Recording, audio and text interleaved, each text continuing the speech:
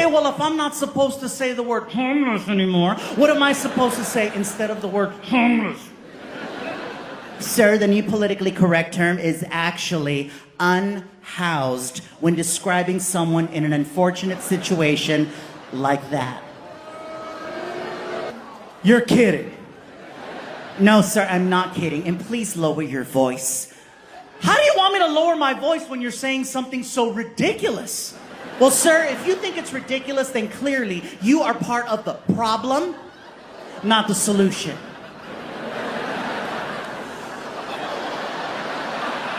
Oh, Miami, I wanted to get ghetto.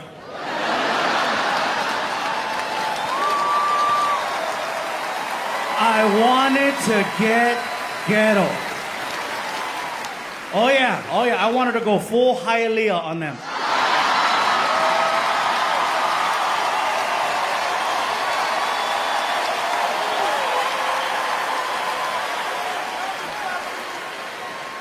Thank you for coming, Hialeah.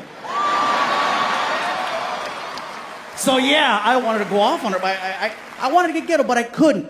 Because that is the regular McDonald's I go to. You know what I'm saying? I'm not trying to get banned. The next one's far and gas is a bitch, so I'm like, nah.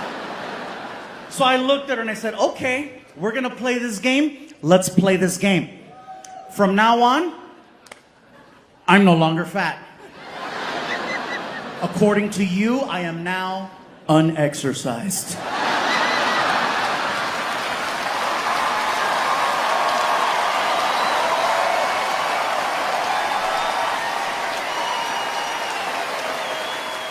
I did, bro. She looked at me. She's like, don't be ridiculous. And I looked at her and I was like, oh, well, if you think it's ridiculous, then clearly you are part of the problem, not the solution. And I grabbed the food and I walked out. Now, second half of the story, I walk over to the family, okay? And I hand the bags of food to the mom. And the mom was so nice. She was just happy that someone thought of her and her kids. She got very emotional. She's like, I just want to say thank you. You have no idea what you're doing for us right now. This really means a lot. Thank you. And I had to ask the question.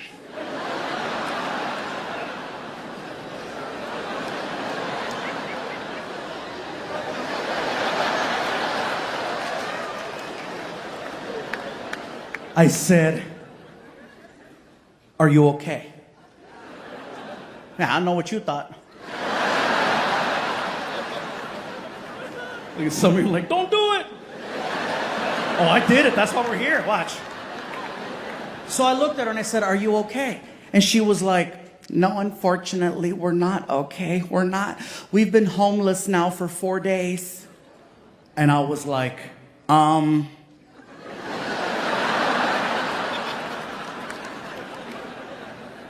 I don't know if you heard, but I didn't correct her. I didn't correct her because I'm not a dick. That's why I didn't correct her. That's what I mean, you guys. Even if you have good intentions nowadays, people can still take what you're saying or doing and twist it to make you look bad. There should be no consequences for being kind, for trying to help, for wanting to do the right thing, for caring.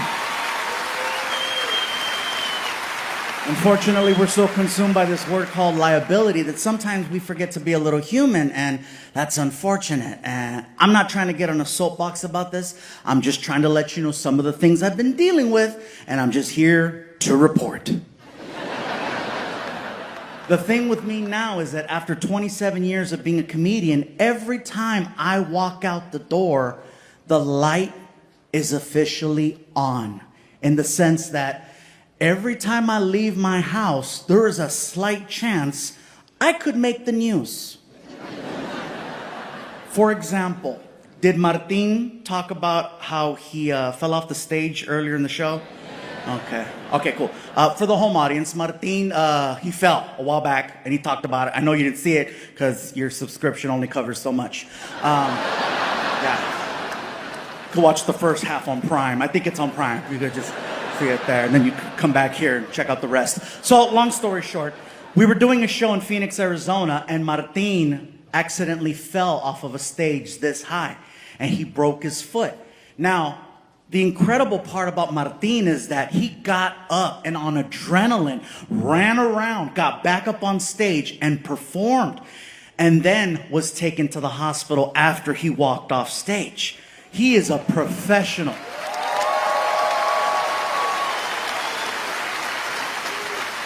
Seriously, that is a pro, much respect, because if it would have been me, if I would have fallen off the stage and the staff was like, what about the fans? Bye, Felicia.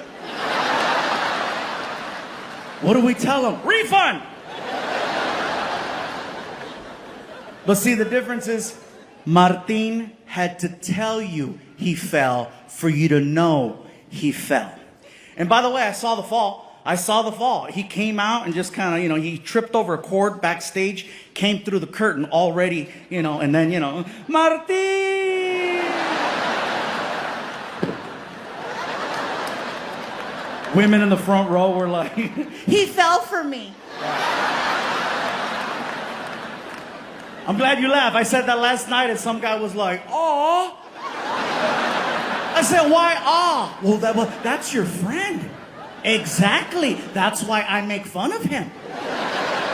That is the mark of a true friendship, is being able to say real evil things about each other. Because you don't really mean it. Plus, you don't think that if I would have fallen off the stage instead of Martin, that he wouldn't have had a joke? You better believe he would have had a joke. He would have told people, I saw Fluffy bounce.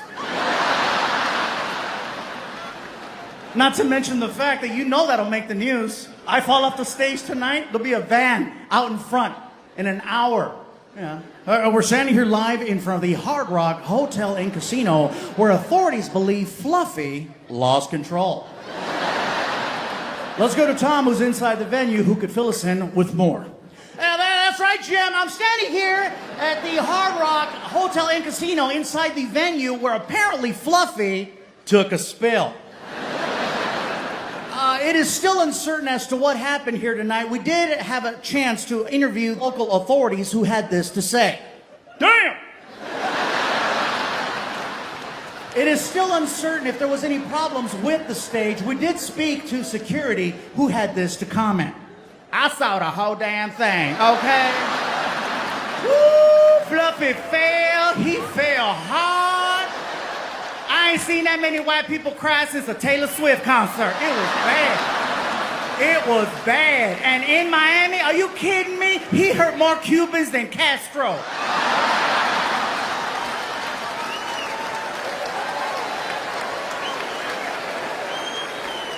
And that's how you get canceled. So that's the point I'm trying to make here. I made the news recently, without giving too much away. There's an episode of Family Feud coming out very soon that I'm going to be on. Yeah.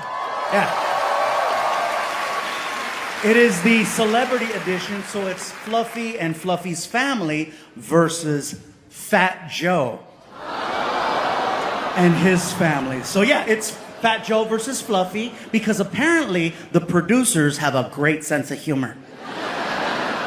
Anyway, long story short, I flew in some family from the East Coast to be on the show with me. The show went over very well. You'll find out who wins later. Here's the deal. The next day, my sister, who was one of the people I flew in, she hadn't been in California in forever, and she was like, can we go to Disneyland? And I'm like, sure, let's go. So it was her and her husband, Gordy, and I took them to Disney. And we get on a couple of rides, and just so we're clear, that's not what made the news. No.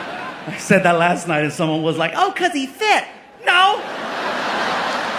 Some people, right? Yeah.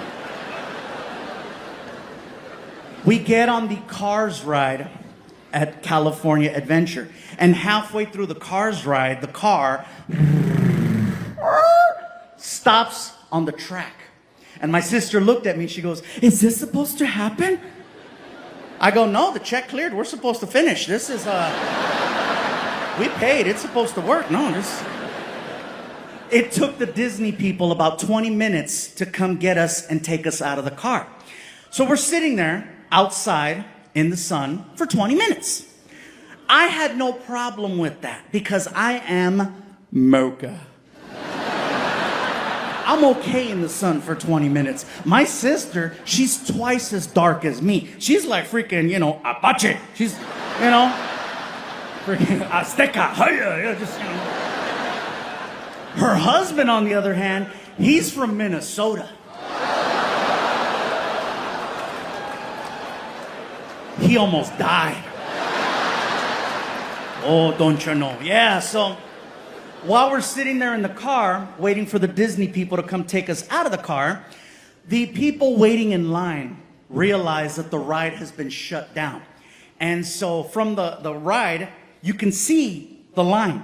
People see the car on the track, and then they see who's in the car. And all of a sudden, cell phones start coming out. And by the time we left Disney, TMZ had already reported the story. And you can Google this, okay? TMZ reported the story. Before we left the park, it said, "Fluffy stuck on LA freeway at Disney." I thought it was cute. I thought it was silly. I thought it was funny. I thought it was okay. Until I read the comments. Oh, some of you are dicks.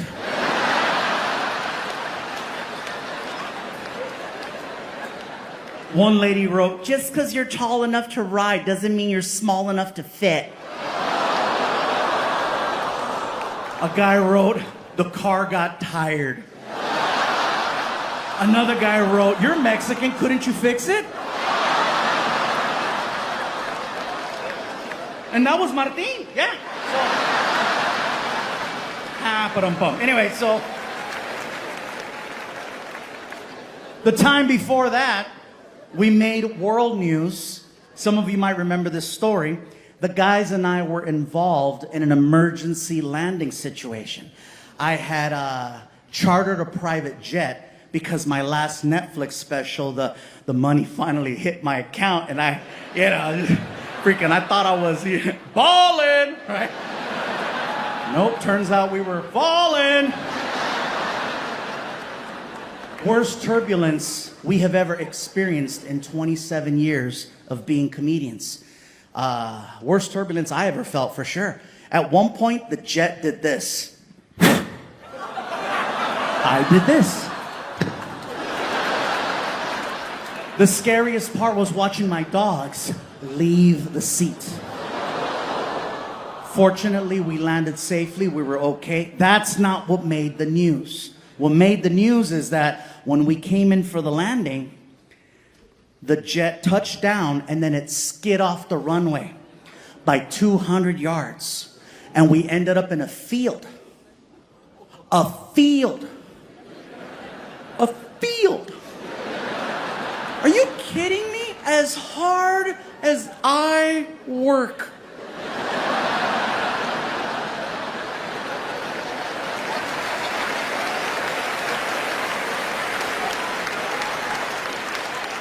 To break stereotypes. A bunch of Mexicans ended up in a field. Yeah, that's what happened.